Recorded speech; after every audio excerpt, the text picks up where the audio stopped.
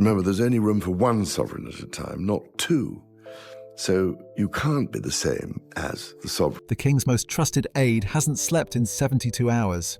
What he uncovered about Queen Camilla is so shocking, so unthinkable, that it could destroy the British monarchy forever. Secret bank accounts, hidden negotiations with Hollywood, plans for a life without Charles. May thy servant Camilla, who wears this crown, be filled by thine abundant grace, and with all princely virtue. When the evidence was finally laid before the king, witnesses say his face went pale. He asked just one question, then immediately ordered an emergency meeting. The walls of Buckingham Palace have witnessed countless secrets throughout history, but what unfolded in the early months of 24 presented a crisis unlike any the modern monarchy had faced. At the center of it all was Queen Camilla, whose actions behind closed doors would force King Charles to confront an impossible dilemma between his marriage and his duty to the crown. It began quietly, as these things often do, with a routine financial audit. Every quarter, the royal household conducts a standard review of expenditures, a mundane administrative task that typically produces nothing more than paperwork and approvals. But in January 2024, a junior accountant noticed something unusual. There were payments flowing from the Queen Consort's office that didn't quite add up. The amounts weren't large enough to suggest any criminal wrongdoing, but the destinations were puzzling. Money was being sent to consulting firms with no apparent connection to royal duties, to media production companies that weren't on the palace's list of approved vendors, and to various other entities that seemed to exist outside the normal framework of palace operations. Sir Clive Alderton, the King's principal private secretary, took personal charge of the investigation immediately. What he discovered over the following 72 hours kept him awake at night, meticulously verifying information that seemed almost impossible to believe. Camilla had established what could only be described as a shadow operation, funded through her official household budget, but operating entirely without the knowledge or approval of the King's office. The operation was sophisticated and deliberate. Camilla had hired her own team of strategists, communications experts, and legal advisors who were working on projects that directly contradicted established palace policy. These weren't casual consultations or minor side projects. This was a carefully constructed parallel structure that had apparently been running for at least 18 months, possibly longer. The most alarming discovery came when Sir Clive accessed encrypted email correspondence that Camilla had assumed would remain private. She had been in active negotiations with a major American streaming platform about producing a documentary series. According to the pitch documents, the series would tell the truth about her decades-long relationship with Charles from her own perspective. The production was planned to air after Charles's eventual death, but the groundwork was being laid now, in secret, while she still held her position as Queen Consort. The documentary wasn't the only concern. Camilla had also been meeting regularly with constitutional lawyers, asking questions that sent alarm bells ringing throughout the palace. Could a Queen Consort maintain her title after a formal separation from the king? What would her financial position be if the marriage ended? What legal rights did she have to tell her own story if the palace prohibited her from doing so? These weren't idle curiosities or academic questions. These were the inquiries of someone actively preparing for a potential rupture. Financial investigators digging deeper into Camilla's activities uncovered even more troubling evidence. She had commissioned private polling research, paying consultants to gauge public attitudes toward the monarchy with very specific questions. The polls tested whether British citizens would support a Queen Consort who chose to maintain her title and position even after separating from the king. The research suggested that Camilla believed her personal popularity had grown enough that she might be able to survive independently outside the protection of her marriage to Charles. The team Camilla had assembled existed entirely outside official palace channels. She had handpicked individuals for their expertise and their ability to be discreet. The group included a former newspaper editor with extensive connections in the tabloid world, a public relations specialist who had previously worked with celebrities navigating reputation crises, and a literary agent known for securing multi-million-pound book deals for controversial memoirs. Together, they had been developing what they called internally Project Narrative. The goal of Project Narrative was straightforward but potentially explosive. Camilla wanted to ensure that her version of events, her perspective on the decades of controversy surrounding her relationship with Charles, would eventually be told on her terms, in her own, words through channels that she controlled rather than filtered through palace communications. The documentary series was the most advanced element of this plan, with preliminary contracts already drafted, though not yet signed. Beyond the media projects, Camilla had been quietly restructuring her personal assets. She had established trusts for her children from her first marriage, ensuring they would be financially secure regardless of what happened to her position within the royal family. Through a complicated series of transactions involving intermediary companies, she had even purchased a country estate in her own name, a property that could serve as a private residence beyond palace control. When Sir Clive Alderton finally laid out all the evidence before King Charles, the reaction moved through several distinct stages. First came disbelief, a natural refusal to accept that the woman he loved could have done such things without his knowledge. Then came careful scrutiny of every document, looking for alternative explanations or possible misinterpretations. Finally came a heavy silence, the kind that fills a room when someone realizes their entire world has fundamentally shifted. Charles asked only one question before making his decision. How many people knew about this? Sir Clive assured him that the circle of knowledge remained small, containing only himself and the junior accountant who had made the initial discovery, someone now sworn to absolute secrecy. The king's response was immediate. They would convene an emergency meeting right away, bringing together everyone who needed to be in the room when they confronted this crisis. The emergency meeting was scheduled for the following morning, giving Charles just one sleepless night to grapple with what this meant for his marriage, his reign, and the institution he had spent his entire life preparing to lead. The discovery had opened a door that could not be closed, revealing questions about trust, loyalty, and the very nature of what it meant to be part of the modern royal family. What made the situation particularly devastating was not just what Camilla had done, but how she had done it. The secrecy was the real betrayal. If she had come to Charles with concerns about her long-term security, he surely would have worked with her to address them. If she had expressed interest in eventually telling her story, a conversation could have been arranged about appropriate timing and parameters. But by operating in the shadows, by building an entire apparatus without his knowledge, she had broken something fundamental in their relationship and in her relationship with the institution itself. The palace now faced a crisis that existed in multiple dimensions simultaneously. There was the personal dimension, a husband dealing with his wife's apparent preparation for life without him. There was the institutional dimension, questions about whether a senior member of the royal family could operate independently while still enjoying the privileges of their position. And there was the public dimension, the ever-present threat that these private troubles could become a very public scandal, reopening old wounds and raising new questions about the stability of the monarchy itself. To understand why Camilla's secret activities represented far more than a marital disagreement, it's essential to grasp the unique constitutional position of a queen consort within the British monarchy. Unlike the sovereign, whose role is clearly defined by centuries of law and established precedent, the position of consort exists in a more ambiguous legal space. The consort has no constitutional powers of their own, no official duties mandated by statute, yet carries immense symbolic weight and is expected to embody certain values and behaviours that support both the monarch and the institution as a whole. The crisis that Camilla had precipitated struck directly at the heart of how the monarchy functions in the modern age. The institution survives partly through carefully maintained mystique, through the deliberate management of public perception, and through the appearance of unity and stability at its core. When a senior member of the royal family begins operating independently, pursuing their own agenda outside established channels, that carefully constructed facade develops cracks. Historical precedent shows that once public confidence begins to erode, it can deteriorate with startling speed. Lord Ashford, one of the senior constitutional advisors summoned to the emergency meeting, made this point with particular force. He reminded those assembled that the monarchy is not a normal family, despite recent decades of effort to present a more relatable and accessible image to the public. It is an institution woven into the very fabric of British governance.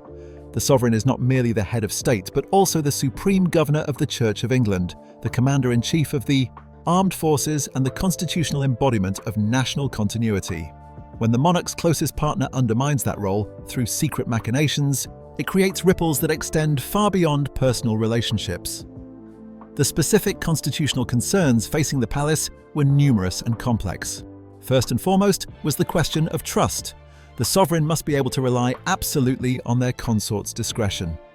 State matters are discussed between them in private moments. The king's vulnerabilities, both political and personal, are necessarily exposed within the intimacy of their relationship. If Camilla was willing to hide major financial and professional arrangements from Charles, what else might she be willing to conceal? More troublingly, what might she be willing to reveal in the future? Could classified information be at risk if she were preparing to write a memoir or participate in interviews after Charles's death? The second major concern involved precedent and its implications for the broader royal family. If Camilla could establish independent operations, negotiate media deals, and prepare for a potential future outside the marriage while still serving as queen consort, what message did that send to other members of the royal family? Would the Princess of Wales feel entitled to similar independence? Would other royal spouses decide that they too could pursue personal projects without seeking permission through proper palace channels? The established structure that had governed royal behaviour for generations could potentially unravel if these boundaries were not clearly maintained and enforced. The third concern, and perhaps the most serious from a practical standpoint, was the potential for devastating public scandal.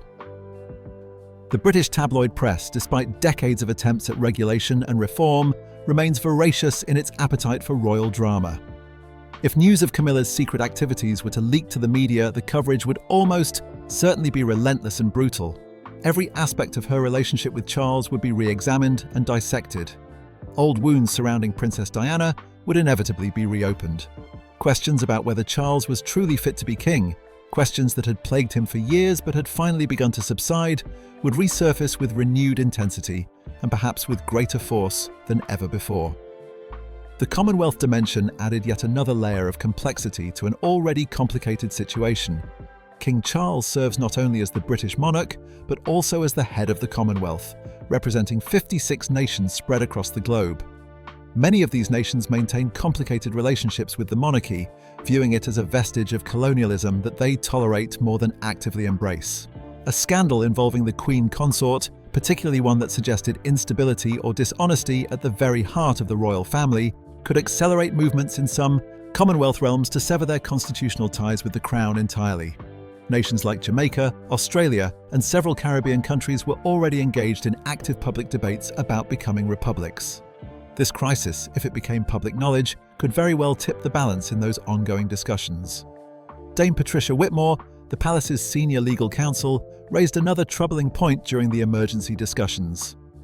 If Camilla had been negotiating contracts and making financial arrangements without proper disclosure to the appropriate palace offices, there could be actual legal liability for the Crown. The use of household funds for unauthorized purposes might not rise to the level of criminal activity, but it certainly violated the terms under which those funds were allocated by Parliament. An official inquiry could potentially be demanded by members of Parliament, forcing the palace to publicly reveal details of its internal operations in ways that would be deeply embarrassing and politically damaging. The assembled advisors debated various legal and constitutional remedies available to address the situation. Could Camilla be stripped of her title while remaining married to the king? The answer proves surprisingly murky. The title of Queen Consort derives directly from her marriage to the sovereign, not from any independent grant or appointment. As long as she remained married to Charles and he remained king, she was constitutionally the Queen Consort, regardless of whether she performed any official duties or resided in any royal palace. Removing her title would essentially require ending the marriage itself, something that carried its own enormous complications and potential for scandal. Could her activities be restricted through some form of legal injunction or internal palace decree? Possibly, several lawyers suggested, but enforcement would be extraordinarily difficult and might provoke exactly the kind of public confrontation that everyone desperately wanted to avoid. The image of the king legally restraining his own wife, or worse, having to publicly explain why such measures were necessary, would be a public relations disaster of the first order. What became increasingly clear through hours of intense discussion was that there existed no clean constitutional solution to this crisis. The problem existed in the gap between written law and unwritten convention, between formal rules and informal expectations. The British Constitution, famously uncodified, relies heavily on precedent and understood norms of behaviour. But this situation had no clear precedent. There had never been a case quite like this one, where a queen consort had prepared so systematically for potential independence while still actively serving in the role. The crisis would have to be resolved through direct negotiation, through the painstaking re-establishment of trust, or through the painful acknowledgement that the marriage and the monarchy might not be able to sustain this level of breach.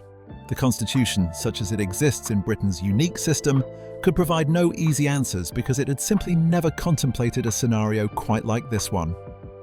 The palace was navigating uncharted waters, making decisions that would themselves become precedent for future generations to grapple with. Behind all the constitutional jargon and legal analysis, there existed a simpler and more painful reality. A husband felt betrayed by his wife. King Charles sat in the emergency meeting, surrounded by trusted advisors and family members, but in many ways, he was profoundly alone. The weight of the crown prevented him from reacting as a private individual might. He could not simply storm out of the room, could not allow his anger or hurt to show too openly, could not make decisions based purely on his personal feelings.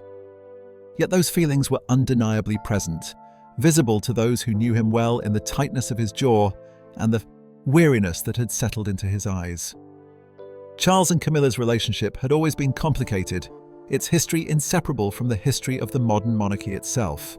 They had first met in the early 1970s, two young people drawn to each other, with an intensity that friends from that era still describe as electric and undeniable. But royal duty intervened in what might otherwise have been a straightforward romance. Charles was expected to marry someone without a romantic past, someone who could be molded into the specific role of future queen. Camilla did not fit those requirements, and so she married another man, Andrew Parker Bowles, while Charles eventually entered into his ill-fated marriage with Diana Spencer. The years that followed were marked by unhappiness for everyone involved. Charles's marriage to Diana was troubled almost from the very beginning, though it did produce two beloved sons who would become the focal point of public affection. His relationship with Camilla resumed at some point during his marriage to Diana, a fact that became the source of one of the greatest scandals in modern royal history when it was eventually exposed to public scrutiny. Diana's famous television interview, where she stated plainly that there were three people in the marriage, crystallized public anger toward Camilla, who became a villain in a story that the British public understood as a fairy tale gone terribly wrong. After Diana's tragic death in Paris in 1997, Charles faced a long and extraordinarily difficult campaign to rehabilitate both his own tarnished image and Camilla's even more damaged reputation. It took years before they could even appear publicly together without provoking outrage. It took even longer before their marriage in 2005 was accepted by a skeptical and often hostile public. And it took until Queen Elizabeth's death in 2022 and Charles's subsequent accession to the throne before Camilla was finally acknowledged with the full title of Queen Consort, rather than being given a lesser designation. Throughout all of this tumultuous history, the narrative that Charles and his defenders had carefully promoted was one of true love ultimately triumphing over obstacles. The suggestion presented to the public was that Charles and Camilla were soulmates who had been kept apart by outdated rules and impossible expectations, but who ultimately found their way back to each other and to a legitimate and happy union. This narrative had been absolutely crucial to winning public acceptance after so many years of controversy. It transformed their story from one of adultery and betrayal into one of romance and eventual redemption. Now, sitting in that emergency meeting with damning evidence spread before him, Charles had to confront the possibility that even this carefully constructed redemption story was built on fundamentally unstable ground. The woman he had fought so hard to make his queen, the woman for whom he had endured years of public vilification and mockery, had been preparing in secret for a future that might not include him. She had been consulting lawyers about the possibility of separation. She had been negotiating media deals that would inevitably cast him in an unflattering light.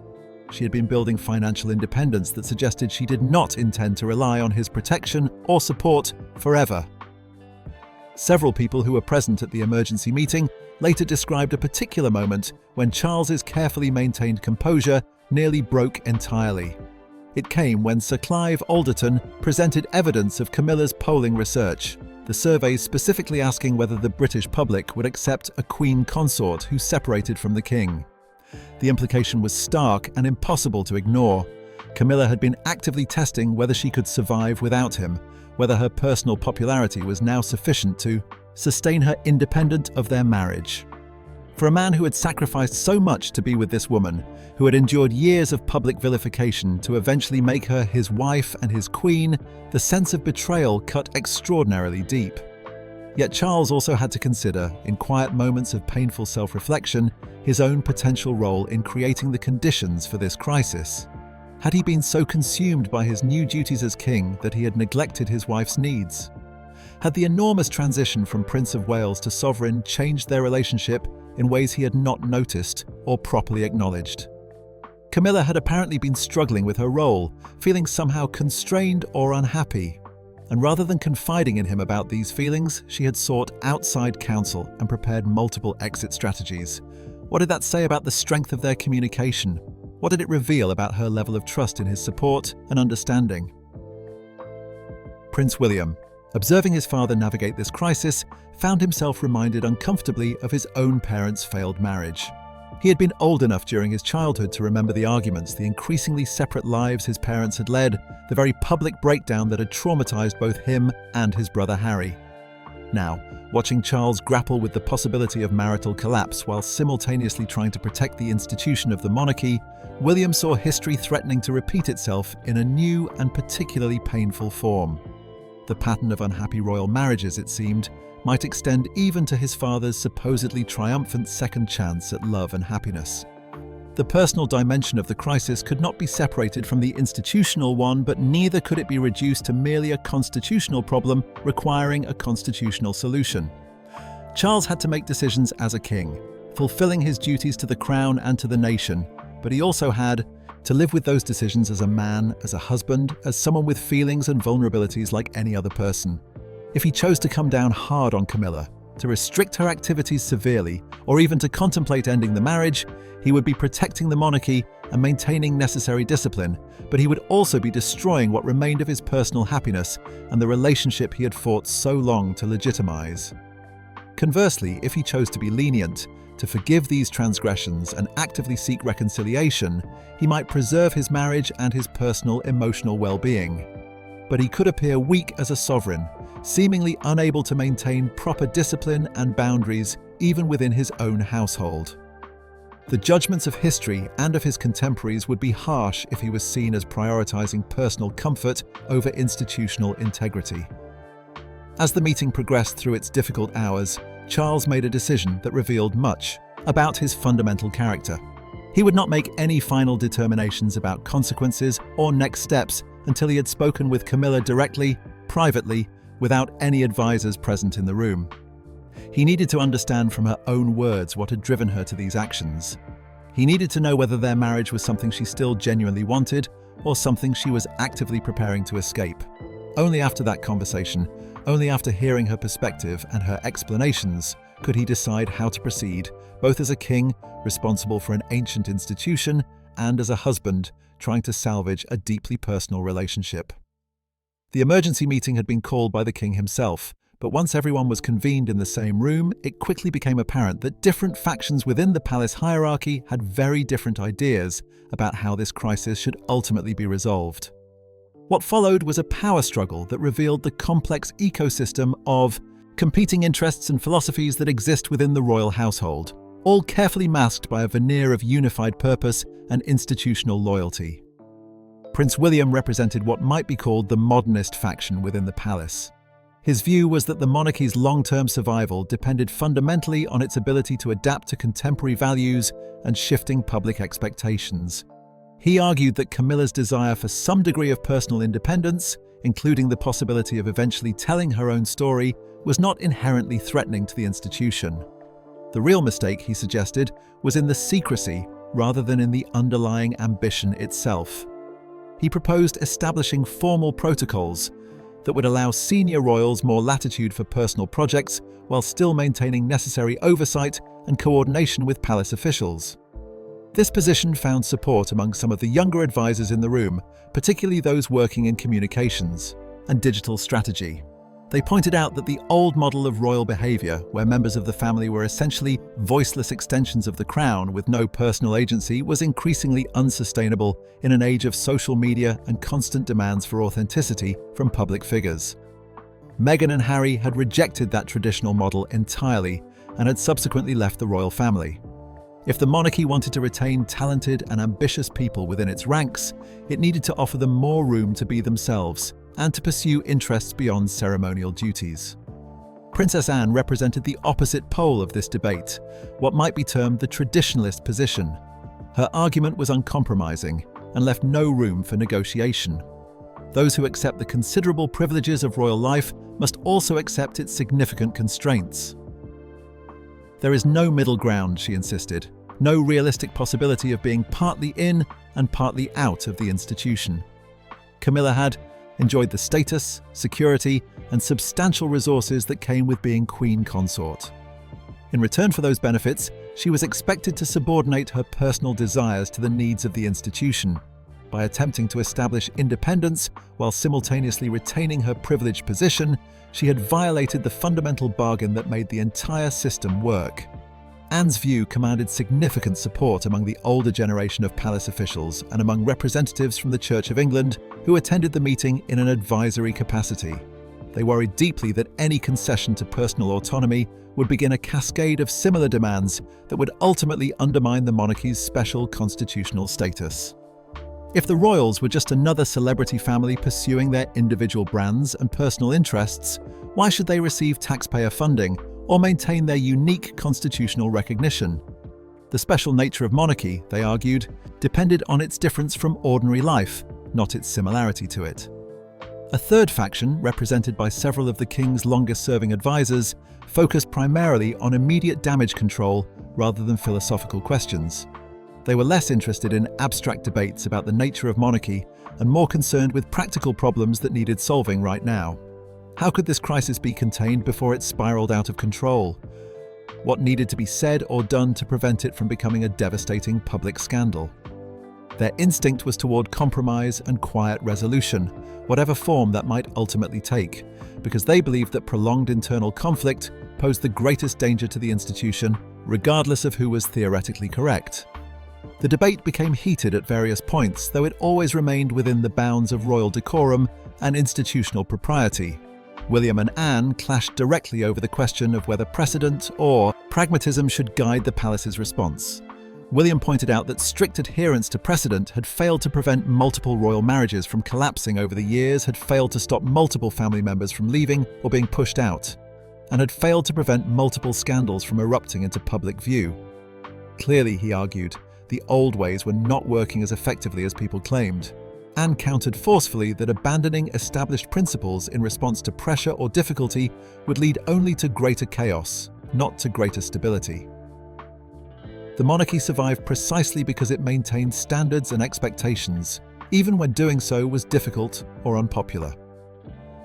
Dame Patricia, the senior legal counsel, attempted to find middle ground by outlining potential frameworks for systematic reform. Perhaps there could be a formal process by which senior royals could propose personal projects, with decisions made by a committee rather than initiatives being either automatically approved or automatically forbidden. Perhaps financial arrangements could be clarified and made more transparent so that individuals had genuine personal resources separate from their official household budgets, reducing the temptation for secret financial planning. Perhaps there could even be recognized categories of activity that would not require advance approval, giving people meaningful autonomy within clearly defined boundaries. But these proposals for comprehensive structural reform ran directly into a fundamental obstacle: King Charles himself. This crisis was not abstract or theoretical for him. It was intensely personal, immediate, and deeply painful. He was not prepared to embark on a comprehensive restructuring of royal protocols when what he desperately needed to deal with was his wife's specific betrayal of trust. He wanted resolution to this particular situation, not a broad reorganization of how the entire institution functioned. He wanted to know whether his marriage could be saved, not whether the monarchy could be reformed for future generations. Sir Clive Alderton, sensing that the meeting was at serious risk of spiraling into increasingly unproductive debate, refocused the assembled group on immediate decisions that required making. Regardless of longer-term questions about how the royal family should operate going forward, there were urgent matters requiring resolution right now. Should Camilla's ongoing negotiations with the streaming platform be terminated immediately? The answer to this question was unanimous. Yes, the negotiations must end at once. Should her informal advisory team be disbanded? Again, there was clear agreement across all factions. The team had to go. The question of whether there should be financial penalties or restrictions proved more divisive. Some argued strongly for meaningful consequences, suggesting that without them, Camilla would face no real deterrent against future unauthorized activities. Others suggested that punishment would be counterproductive, likely to embitter Camilla and make reconciliation more difficult, possibly even pushing her toward the very exit she appeared to have been preparing for. The question of public disclosure proved most divisive of all. William argued strongly against making any public statement unless the story leaked to the media. He believed that acknowledging internal problems publicly, even in carefully vague terms, would only invite intense speculation and unwanted scrutiny.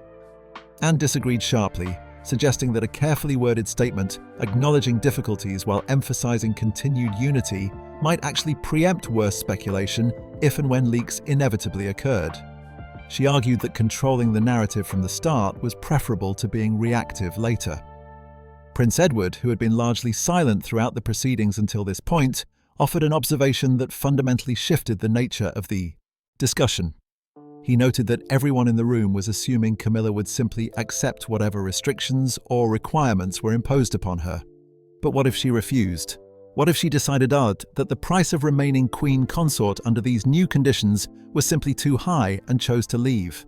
What if, in other words, the palace's actual leverage over her was considerably less than everyone had been assuming? The question hung heavy in the air because it highlighted an uncomfortable truth that no one had wanted to articulate directly. The palace could not actually force Camilla to stay in her role or to comply with new restrictions. They could only make her position untenable if she chose not to comply, which might push her toward exactly the exit she appeared to have been preparing for all along. The threat of consequences only worked if the person being threatened actually valued what they stood to lose. Some in the room began to consider whether Camilla had already emotionally detached from her role. The polling research she had commissioned suggested she had been evaluating her options carefully, weighing whether public opinion would support her in a separation. The country estate purchased in her own name indicated she had been thinking about physical independence, a place beyond palace walls where she could retreat. The documentary negotiations suggested she was ready to tell her story, consequences be damned. All of this pointed to someone who might already be preparing to walk away. As evening approached and the meeting wore on for hours, it became increasingly clear that no genuine consensus would emerge from this gathering. There were too many competing interests at play, too many divergent philosophies about what the monarchy should be, and frankly, too much personal emotion clouding what should have been strategic thinking. The room was filled with people who cared deeply about the institution, but who held fundamentally incompatible views about how to protect it. King Charles finally declared that he would make the final decisions himself after speaking directly with Camilla. In the meantime, immediate actions would be taken to shut down her unauthorized activities, but questions of long-term consequences and structural reforms would be deferred to a later date. The documentary project would be killed, the advisory team would be dismissed, and the financial irregularities would be addressed. But the bigger questions about trust, about the future of their marriage, and about what all of this meant for the monarchy would have to wait. The meeting adjourned without any real resolution, leaving everyone present uncertain about what would come next. The only thing that seemed clear was that the monarchy stood at a genuine crossroads, facing questions about its future that went far beyond one woman's secret activities or one couple's marital difficulties. This was about whether an ancient institution could evolve to meet modern expectations without losing the very qualities that made it distinctive and meaningful.